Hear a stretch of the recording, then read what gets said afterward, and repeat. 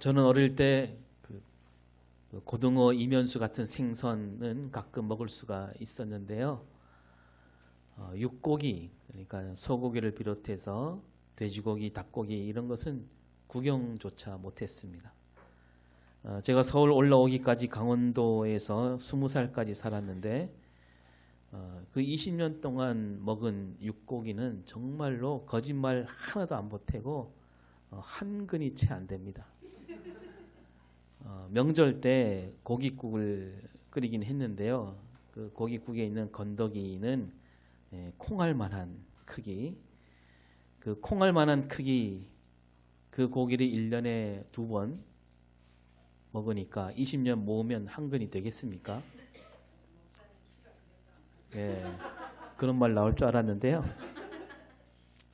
근데 이 고기를 못 먹다 보니 고기를 먹을 줄 모르게 되고, 그리고 그 씹히는 느낌도 별로 좋아하지 않게 되었습니다. 뭐 좀 질겅질겅하는 그런 느낌, 그게 비위에 맞지 않았던 거죠. 거기에다가 고기에 대한 안 좋은 느낌을 주는 일이 가끔 있었는데요. 저희 아버님은 동네 장례가 생기면 늘 가셔서 이 상여 매는 일을 하셨습니다. 그 장례가 끝나고 돌아오시면 신문지에 음식을 한 보따리 갖고 오시는데, 뭐 튀김도 들어있고 뭐 전도 들어있고 과일, 김치도 막 있고요. 그리고 수육도 막 같이 들어있습니다. 아무래도 수육을 가장 많이 갖고 오셨겠지요. 근데 여러 음식이 같이 섞여 있으니까 손이 잘 안 가고, 거기에다가 이 장례식에서 싸운 음식이니까 왜 과일도 왜 이렇게 그 위하고 밑에 툭 잘라갖고 이렇게 한 그런 과일 있죠. 예. 더 꺼림칙했던 거죠.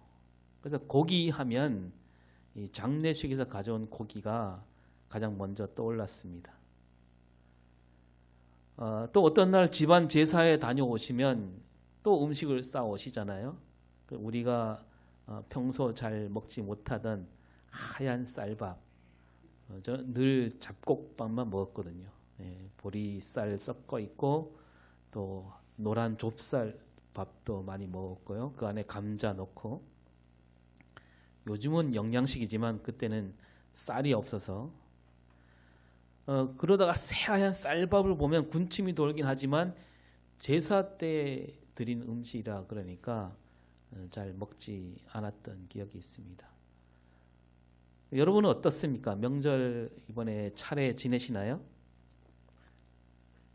이 차례 지낸 음식, 예수 믿는 우리 그리스도인들은 먹어도 되겠습니까? 오늘 성경이 바로 그 얘기를 하고 있습니다. 이방신에게 바쳤던 고기를 먹는 문제를 말씀하는데, 오늘 바울이 고린도 교회에 보낸 편지잖아요. 이 고린도라는 도시가 이런 도시입니다. 우상이 아주 많은 도시. 또 우상 숭배가 많으니까 때만 되면 여기저기서 온갖 제사로 시끌벅적한 곳입니다. 이 도시에서는요, 사람이 먹으려고 짐승을 잡는 일은 없었다고 합니다. 제사 때 제물로 바치려고 짐승을 잡았고, 그래서 우상에게 제물로 바친 고기는 다시 시장에서 되팔아서 수익을 챙기는 그런 도시가 고린도입니다. 이런 고린도에 교회가 세워졌습니다. 교인들 가운데서도 자기는 교회 다녀도 가족들이 아직 안 다녀서 우상을 섬기는 그런 가정이 있었을 것이고, 이웃 가운데는 다 우상 섬기는 사람들이 많았겠죠. 아직도 우상을 섬기는 사람들이야 고기 먹는 일이 전혀 문제가 되지 않았겠지요. 하지만 교회에 다니게 되었고 예수를 믿는 사람들에게는 달랐습니다. 교회 다닌 사람들이 그래서 둘로 갈라지죠. 우상 제물이니까, 우상에게 바친 제물이니까 먹지 말아야 한다 라는 사람이 있고, 아니 먹어도 괜찮다 이런 사람들이 있었던 겁니다. 그래서 서로 싸우게 된 거죠. 우상 제물을 먹지 말아야 할 까닭들을 이것저것 들이대면서 우상 제물을 먹은 사람들을 나무라고 있었고, 우상 제물인데 음식이 아니냐, 아무것도 아니니까 아무 문제가 없다라고 하면서 서로 맞서고 있습니다. 자기들이 들었던 그 지식들을 다 끄집어내서 싸우다 보니까 교회 안에가 늘 시끄러웠던 겁니다. 이런 문제를 이제 바울에게 물어본 거죠. 이제 바울이 말합니다. 먼저 1절을 볼까요? 1절 시작.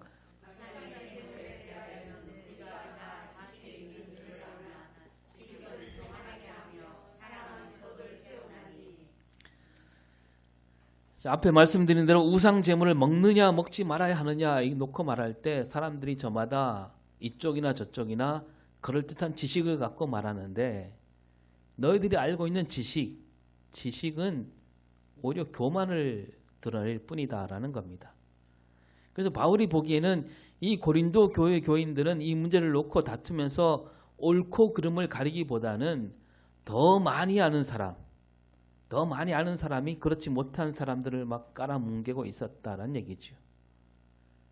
바울이 먹어야 하느냐 먹지 말아야 하느냐 이 싸움에 앞서 지식을 내세우기보다는 먼저 무엇을?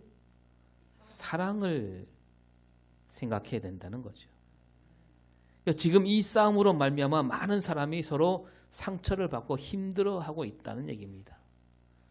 그러니까 말 잘하는 사람, 조금이라도 더 많이 아는 사람, 목소리 큰 사람들이 이겼다는 거죠. 그들이 하는 말들이 다른 이들 마음을 후벼파고 아프게 한 겁니다. 따라서 그 지식들은 덕이 안 되는 것이고 지식을 내세우지 말고 사랑을 앞세워야 된다. 지식은 교만과 싸움을 불러일으키지만 사랑은 덕을 세워주지 않느냐 이겁니다. 교회는 지식으로 이끌어가는 것이 아니라 사랑으로 서로 세워주는 곳이라는 것을 잊지 말라는 얘기입니다. 먹느냐 안 먹느냐 그게 중요하지 않다는 얘기를 벌써 1절부터 하고 있는 거죠. 바울이 이어서 말합니다. 그렇다면 안다는 것, 지식이라는 게 뭐냐? 2절, 3절을 같이 읽습니다. 만일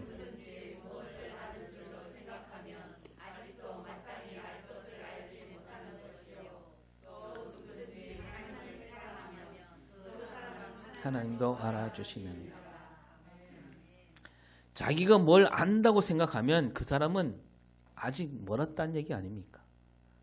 자기가 안다고 생각하는 그 순간 그 사람은 아직 마땅히 알 것은 알지 못하고 있다는 겁니다. 지식이라는 것이 내가 무엇을 아는 것이 아니다. 시편과 잠언 말씀에서 뭐라고 합니까? 여호와를 아는 것이 지식의 근본이요 명철이라고 했습니다. 하나님을 아는 것만이 참된 지식이다. 하나님을 안다는 것, 이것은 3절 말씀처럼 하나님을 안다는 것은 하나님을 사랑하는 것이고 따라서 내가 무엇을 아는 것이 아니라 하나님께서 나를 알아주시는 것, 그게 참된 지식이고 지혜라는 말이죠. 하나님께서 나를 아시도록 내가 하나님 앞에 서는 것, 그게 진짜 지식이고 지혜입니다. 다시 말해서 하나님 앞에 선다, 이 말은 하나님을 사랑한다는 것이고 그 사랑이 교회를 세워주고 이끌어가는 힘이 된다. 하나님 뜻을 알아야 되는 거죠. 어디서 주워들은 지식이 아니라 하나님의 뜻을 헤아려야 된다. 그것이 참된 지식이고 지혜고, 하나님의 뜻이 뭐냐? 다시 거듭해서 말씀드리지만 사랑이죠. 하나님이 우리를 사랑하신다는 거, 그 사랑함으로 하나님을 알게 된다는 거. 사랑 없는 지식은 껍데기일 뿐이다 라고 말하고 있습니다. 여러분, 창세기에서 아담과 하와가 저지른 잘못도 그거 아닌가요? 뭘 따먹었어요? 네, 성경에는 선악과 이렇게 말하지 않고 길게 풀었잖아요. 선악을 알게 하는 나무 열매를 먹은 거예요. 아담과 하와는요, 하나님을 사랑하는 일보다 선악을 알고 싶어 했던 거예요. 하나님께서 나를 알아주시는 것, 그것만 있으면 되는데 자기도 뭔가 알려고 하는 마음, 그게 죄를 짓게 만들었다는 거죠. 그 선과 악이 무엇인지 알게 되고 그러면 하나님께 하나하나 여쭙지 않아도 된다. 하나님 이게 선입니까 악입니까 뭐 여쭙지 않아도 되는 거 아니겠어요? 이렇게 볼 때 아담과 하와는 하나님을 믿는 믿음을 저버린 거죠. 그러니까 뭐가 선이고 뭐가 악인지 하나님께 묻지 않고 내가 판단하겠다는 거예요. 그래서 저 열매만 먹으면 하나님 없이도 살아갈 수 있다라고 하는 거. 그게 뭡니까? 그게 오늘 나온 교만이죠. 교만. 하나님 없어도 내가 알 수 있다. 그 교만한 마음이 들어온 겁니다. 우리가 마땅히 알아야 하는 거, 그것은 하나님을 사랑하는 것이고 내가 뭔가 알아서 그 알을 내세우지 말고 하나님께 다 맡기는 것이 올바른 신앙이다. 오늘 많은 교회들이 서로 이 목소리를 높이려고 할 때 교회가 시끄러지지 않습니까? 더 많이 안 사람, 조금 많이 안다고 해서 많이 아는 것도 아니죠. 조금 더 아는 것을 사람들이 그렇지 못한 이들을 좀 우습게 여기기도 하고요. 어디서 뭘 보고 와서 그냥 자기 얘기만 늘어놓으려고 하는 거죠. 그러나 그들이 가진 지식, 그들이 들은 지식이란 교회를 세우는데 아무 도움이 되지 못한다라는 겁니다. 교회를 시끄럽게 할 뿐입니다. 교회 안에서는 이렇게 서로를 일으켜주고 서로에게 힘을 주고 용기를 주는 일들이 더 많을 때 그게 하나님 사랑을 아는 사람이 해야 될 일이라는 겁니다. 그 사랑이 뭘 세워준다고요? 덕을 세워주는 겁니다. 이제 4절부터는요, 우상 제물을 먹어도 된다라고 하는 사람들에게 말하고 있습니다.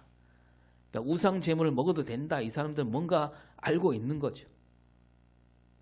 그 사람들에게 말하고 있는데 먼저 4절을 볼까요? 그러므로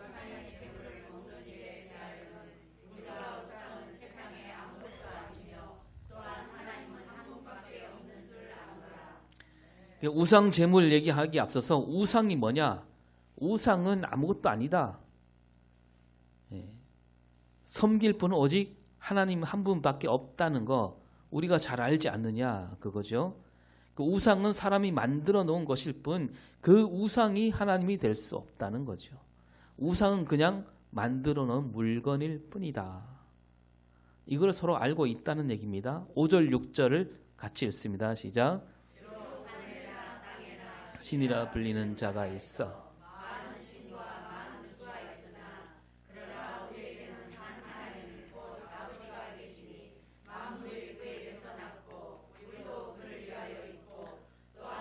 주 예수 그리스도께서 계시니 만물이 그로 말미암아 우리도 그로 말미암아 있느니라.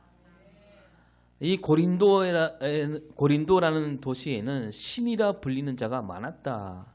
온갖 잡신들이 넘치는 곳이라는 겁니다. 하지만 그 신이 아무리 많으면 뭐하냐? 우리 믿는 자들에게는 오직 한 분 하나님밖에 있을 뿐 아니냐. 만물이 하나님에게서 났고 예수 그리스도께서 우리에게 계시고 그 예수 그리스도를 말미암아 지금 우리가 여기에 있지 않느냐 이겁니다. 여기까지 말하면서 오직 한 분이신 하나님 믿고 참된 주님이신 예수 그리스도를 믿는다면 고린도에 있는 온갖 잡신들 우상들 그것들로 말미암아서 우리 믿음이 흔들릴 까닭이 없다는 얘기죠. 그러니까 우상에게 바쳤던 제물을 먹는 사람들 그들에게는 바로 이런 지식이 있기 때문에 제물을 먹는다 해서 그 믿음이 흔들리지 않는다는 것을 바울이 알고 얘기하는 겁니다. 그 우상을 섬기는 풍습 따위는 얼마든지 거뜬히 넘어설 수 있는 그런 믿음을 갖고 있다라고 일단 말씀하고 있는 거죠. 그래서 그 지식으로 말미암아 지금 너희들이 우상의 제물을 마음껏 먹을 수 있다라는 얘기입니다. 이 이야기는 좀 거슬러 올라가면요, 사도행전 10장에 베드로가 고넬료라고 하는 백부장을 만나는 이야기가 나오지요. 베드로가 이제 기도하려고 지붕에 올라갔다가 배가 고파서 점심을 먹으려 합니다. 그때 베드로에게 환상이 보여집니다. 하늘이 열리고 그릇 하나가 내려오죠. 이 그릇은 큰 보자기 갖고 네 귀를 메어 땅에 들였다. 그러니까 아주 큰 그릇입니다. 그 그릇 안에 뭐가 있냐면 땅에 있는 네 발 가진 짐승과 기는 것과 공중에 나는 것들이 다 들어 있습니다. 그러면서 하늘에서 소리가 들리죠. 사도행전 10장 13절 시작. 예, 환상만 보이는 것이 아니라 소리가 들리는데 그냥 먹으라가 아니고 뭐예요? 잡아 먹으라 그렇게 말합니다. 그 그릇에 담겨있는 모든 짐승을 먹어라. 그러니까 베드로가 뭐라고 대답할까요? 14절을 봅니다.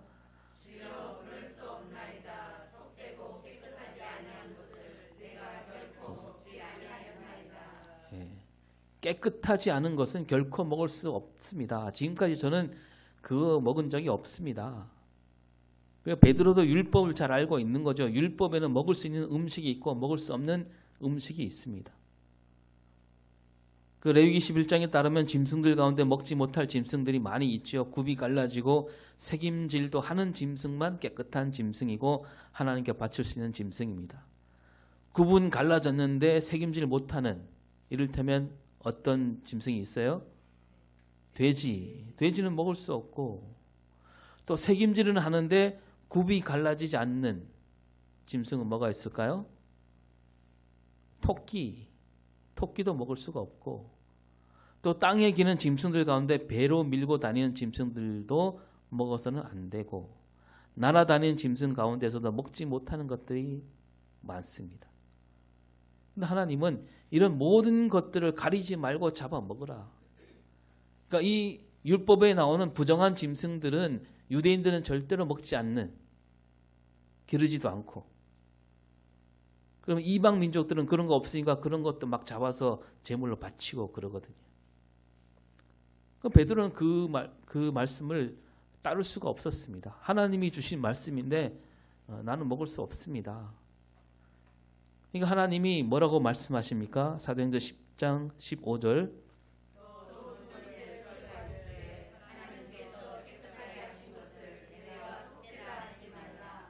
예, 하나님께서 이 짐승들을 모두 깨끗하게 하셨다는 얘기입니다.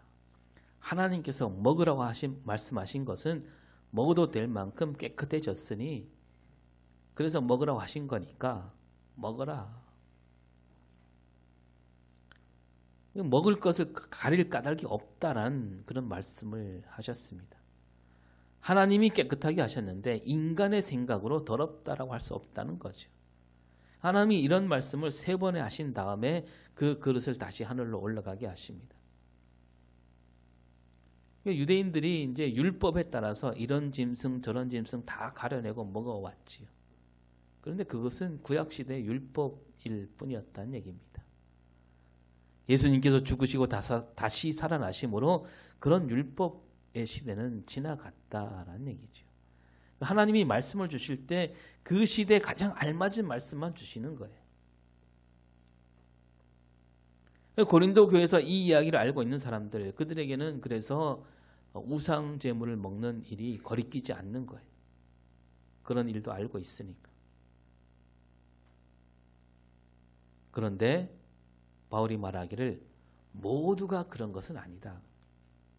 모두가 그런 사람들, 그렇지 않은 사람들도 있다는 얘기입니다. 7절 시작. 이 지식은 어떤 이들은 지금까지 우상에 대한 습관이 있어 우상의 제물로 알고 먹는 거로 그들의 양심이 약해지고 더러워지니. 바울이 우상 제물에 대해서 자유로운 이들에게 말하고 있는 거죠. 아직도 하나님이 주신 지식에 이르지 못한 사람들이 있고, 이들은 그 제물, 그러니까 우상이 바친 그 제물을 먹을 때 이것은 우상을 섬기는 일이 아닌가, 그 생각을 떨치지 못한 채 먹게 되는 사람이 있다는 얘기입니다. 그래서 이 제물을 함부로 먹으면 안 되지 않는가. 그래서 따라서 그 제물을 먹게 되면 자기들이 더러워진다라고 여기는 사람들, 그런 사람들이 있다는 겁니다. 그런데 바울은 이 사람들이 잘못 알고 있다라는 얘기를 하고 있는 거죠. 사실은. 그래서 8절에 뭐라고 합니까? 음식은 내세우지 못하나니 우리가 먹지 않는다고 해서 더 못 사는 것도 아니고 먹는다고 해서 더 잘 사는 것도 아니니라. 음식을 먹는 일 갖고 하나님을 믿는 신앙과 연결 짓지 말라는 얘기 아닙니까? 아무런 영향을 끼치지 못하는 것이고 먹고 안 먹고는 아무 문제가 아니다. 바울은 이렇게 말하면서도 또 다시 한번 말할 때 믿음이 약한 자들, 그들 앞에서는 우상 제물에 대해서 함부로 떠들지 말란 얘기죠. 9절이 그 말씀이죠. 시작. 그런즉 너희에게 믿음이 약한 자들에게 걸려 넘어지게 하는 것이 되지 않도록 조심하라. 그러니까 너희는 자유함을 누리고 있지만, 그래서 우상 제물을 거침없이 먹을 수 있지만, 믿음이 약한 사람들, 아직 이방 섬기는 풍습에 벗어나지 못한 사람들, 그 교회는 왔지만 아직도 그런 사람들, 그 약한 사람들에게는 그렇지 않을 수 있다는 얘기입니다. 그래서 우상의 제물을 먹는 일이 문제가 아니라 믿음이 약한 사람들에게 함부로 하는 거, 마음을 쓰지 않는 거, 그게 문제다라는 거죠. 그래서 우상 제물에 아무 거리낌이 없다고 해서 믿음이 약한 사람 앞에서 함부로 그 음식을 먹게 되면 믿음이 약한 사람들은 그 모습에 또 이거 먹어야 되는 건가 하면서 양심에 꺼리면서 먹게 되니까 그것이 바로 그들로 하여금 나는 죄를 지었구나 이렇게 여기게 만든다는 거죠. 따라서 우상 제물에 자유로운 사람들이 그들이 가진 지식으로 말미암아 믿음이 약한 사람들을 힘들게 하고 있다는 겁니다. 그래서 앞에서 말한 대로 그 지식은 덕을 세우지 못하고 교만에 빠지게 한다는 말씀이죠. 예수 그리스도께서 십자가에 죽으신 것은 그런 지식을 아는 사람들만을 위해서 죽으신 것이 아니라 믿음이 약한 사람들을 위해서 죽으셨으므로 그들 앞에서 그 알량한 지식을 내세우지 말라. 믿음이 약한 사람에게 우리가 내세울 것은 지식이 아니라 뭐다? 사랑하는 마음이다라는 거죠. 그리스도께서 우리를 위해서 죽으셨다. 이 진리는 우리가 지식으로 다가오는 문제가 아닙니다. 하나님 사랑을 지식으로 받아들이게 되면 그것은 다른 사람들에게 상처를 주게 되어 있는 거죠. 십자가 죽음은 오직 사랑 안에서 받아들이고 그리고 다른 이들에게 말할 때도 사랑으로 보여줘야 된다는 거죠. 그러니까 믿음이 약한 사람에게 야 너는 아직 그리스도의 사랑을 잘 모르니까 나한테 잘 배워야 된다. 이런 식으로 다가가지 말고 그들에게 주님께 받은 사랑, 그 사랑이 얼마나 큰지 그 사람에게 삶으로 몸으로 보여주고 그래서 그 사람도 그리스도의 사랑을 느낄 수 있게 된다는 거죠. 그럼 그 사람도 믿음이 자라서 자유로움을 얻게 되는 겁니다. 또 안 믿는 사람들에게도 마찬가지 아니겠습니까? 안 믿는 사람들 저들이 아직 십자가 사랑을 모른다고 해서 야 우리는 이 귀한 진리를 알고 있는데 저 사람들 왜 저렇게 모를까? 그들을 낮춰보고 혀를 끌끌 차는 마음으로 다가간다면 그건 덕을 세우지 못하는 일이라는 겁니다.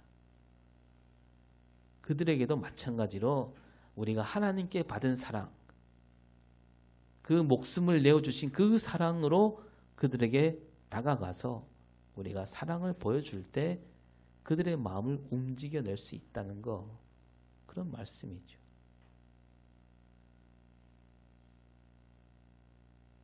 그리고 12절에서 뭐라고 합니까? 시작. 그 약한 양심을 상하게 하는 것이 곧 그리스도에게 죄를 짓는 것이니라. 다시 말하기를 우상의 제물을 먹고 안 먹고 그게 죄가 아니다. 그러나 믿음이 약한 사람, 그 사람의 마음을 상하게 하는 것, 그것이 죄가 된다는 겁니다. 그게 곧 그리스도에게 죄를 짓는 일이라는 거죠. 예수님도 그렇게 말씀하셨잖아요. 지극히 작은 자 하나에게 한 것이 곧 나에게 한 것이다. 그 믿음이 약한 사람에게 함부로 할 때 그것은 그리스도께 함부로 하는 것이나 마찬가지라는 얘기입니다. 그리고 바울은 13절에서 이렇게 말하죠. 시작. 그러므로 만일 음식이 내 형제를 실족하게 한다. 나는 영원히 고기를 먹지 아니하여 내 형제를 실족하지 않게 하리라. 고기를 먹고 안 먹고 그것보다는 형제를 실족하게 하는가 하지 않는가, 그게 먼저라는 겁니다. 만일 내가 하는 일이, 내가 이 고기를 먹는 일이 다른 사람을 실족하게 한다면 나는 영원히 고기를 먹지 않겠다. 자유함보다는 형제를 생각하는 것, 이웃을 생각하는 일이 먼저다 이거죠. 그래서 여러분 갈라디아서 5장 13절에 이렇게 말씀하잖아요. 시작.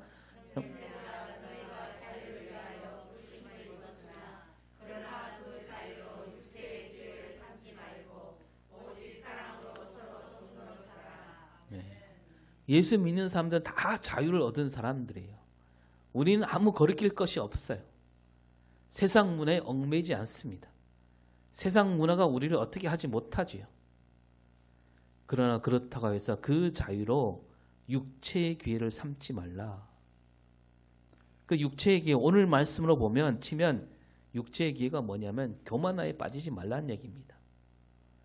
자유함이 없는 사람을 업신여기지 말라, 그런 뜻이죠. 그 자유를 얻었으면 그 자유로 할 일이 뭐냐?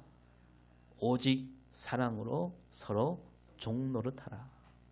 사랑이 먼저고 사랑으로 종노릇 섬기면 그것이 곧 덕을 쌓는 길이라는 겁니다. 다른 사람 처지와 형편을 잘 헤아려 주는 마음, 여기에 우리 기독교 신앙 본질이 들어있다는 거죠. 신앙은 혼자 이루는 게 아닙니다. 신앙은 함께 가는 거잖아요. 함께 어우러져서 함께 하나님 앞에 나가는 것이 신앙입니다. 따라서 자기에게만 괜찮다고 해서 그냥 함부로 하는 것, 그거는 올바른 신앙이 될 수 없는 겁니다. 내게는 아무리 좋아도 다른 사람에게 걸림돌이 된다면 그 좋아하는 것마저도 내려놓을 줄 알 때 그것이 바로 참된 신앙이고 덕을 쌓는 일이다. 오늘 우리도 신앙으로 말미암아 우리 가족들과 우리 이웃들에게 덕을 세울 줄 아는 그런 삶이 돼야 되는 거죠. 이 오늘 말씀은 우상제물에 대한 말씀이었는데요. 이것은 먹어도 된다, 먹으면 안 된다, 그런 뜻만으로 주신 말씀이 아닙니다. 교회가 세워지려면, 교회가 든든히 세워지려면 어떻게 해야 되느냐? 서로 힘을 실어주고 북돋아주고 아껴주고 사랑하는 마음. 교회는 이래야 된다, 교회 안에서 뭐 해야 된다, 이렇게 하면 안 된다, 이런 것들, 그런 것들 막 내세우는 게 아니라 그 교회 안에서 서로 도와주고 배려해주고, 그게 교회다라는 것을 알려주고 있는 겁니다. 나를 내세우기보다는 다른 사람을 먼저 더 생각해 주는, 거기가 교회고 그게 하나님 나라죠. 그 오늘도 마찬가지 아닙니까? 먹는 문제든 뭐 어떤 다른 문제든 내 생각을 앞세우지 말아야 됩니다. 내 생각이 아무리 옳다 해도 그것이 다른 사람에게 상처를 준다면 참고 기다려야 되는 거죠. 여러분 어떻게 보면요, 옳은 말일수록 상처를 주기 쉽습니다. 옳은 말이니까 상대방도 듣고 보면 옳은 말이야. 근데 그게 옳은 말이니까 뭐 대꾸도 못하고 상처만 남는 거예요. 그래서 옳은 말은 바로 내뱉지 말고 어떻게 해야 됩니까? 말로 내뱉지 말고 내가 몸으로 보여주면 되는 거 아니겠습니까? 뭐 그렇지 않아도 막 이렇게 새벽기도 나가고 싶지만 잘 못 나가서 미안하고 있는데, 아니 오늘 새벽기도도 안 나고 뭐 잠만 잤느냐? 네. 그렇게 말하지 말고요, 내가 몸으로 보여주면 되잖아요. 내가 아무리 힘들어도 막 새벽 2시까지 일했다 해도 내가 몸으로 나는 그래도 교회 새벽기도 왔다. 몸으로 보여줘야 되는 거예요. 말없이 꾸준히 새벽에 나오면 되는 거죠. 뭐 이건 이래야 하고 저건 저래야 하고 입 바른 소리 정말 하기 쉽습니다. 딱 보이잖아요. 사람은 누구나 모자라기 때문에 그 완벽한 틀을 갖고 보면 모자란 게 보일 수밖에 없습니다. 그러나 그런 말로 상처 입은 사람들, 그 상처가 아물기는 정말 어려운 거죠. 말은 뭐 몇 초 안에 내뱉지만 그 상처가 아문 데는 몇 시간, 몇 날, 혹은 어떤 사람은 1년, 2년이 걸리기도 합니다. 여러분, 벼가 익을수록 고개를 숙인다는 말, 우리가 정말 많이 들은 말이지만 그 말을 우리 삶에 녹아내기가 참 어렵습니다. 많이 알수록 우리가 입은 닫고 귀는 열어야 되겠죠. 그게 사랑으로 덕을 세우는 일입니다. 여러분, 덕을 세우는 일이 이거야말로 가장 큰 능력 아닙니까? 왜냐하면 덕을 세우는 일은요, 한 번에 되지 않습니다. 꾸준해야 됩니다. 한 방에 덕을 세울 수 있는 사람 세상에 없습니다. 그리고 그 쌓은 덕을 무너뜨리는 일은 아주 쉽지요. 평생 덕을 쌓았다가도 마지막에 그냥 참지 못하고 입 바른 소리 한답시고 한마디 했다가 한꺼번에 무너지는 일 얼마나 많습니까? 그런 일이 많아요. 그러니까 그 덕을 내가 하나님 나라, 하나님께서 예수님이 다시 오시는 그날까지 그 덕을 쌓는 것은 정말 능력 있는 사람인 거예요.